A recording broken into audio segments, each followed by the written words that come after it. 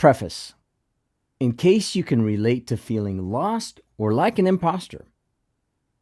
One of my best friends told me these words when my world was crashing all around me. Out of our most painful struggles often emerges our greatest blessing to others. The question, where do I fit, was a question that tormented me from the time I was a kid well into my adulthood. Unfortunately, it took me far too long to discover that I'm not alone in this. I've served and coached many CEOs and business owners in my career. I've also interviewed many on the Anything But Typical podcast. You can hear their amazing stories on your favorite podcast channel. And from all these experiences, to my great surprise, imposter syndrome is far more prevalent in people you'd never suspect. While I still have moments when the imposter whispers in my ear, I've discovered 7 weapons that have silenced it for me and others. If you can relate at all, this book is for you. The world is awash in books and information.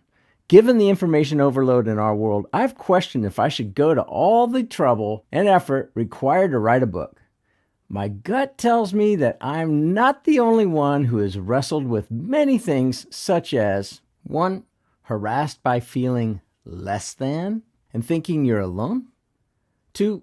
Tormented with perfectionism. 3. Constantly comparing yourself to others. 4. Feeling like you're withering instead of thriving. 5. Longing to fit in, but afraid of having your less than secrets revealed. 6. Believing you aren't good enough. 7. Struggling to find purpose and joy in the tough times. 8. Wondering why you can't be more like those you admire. 9.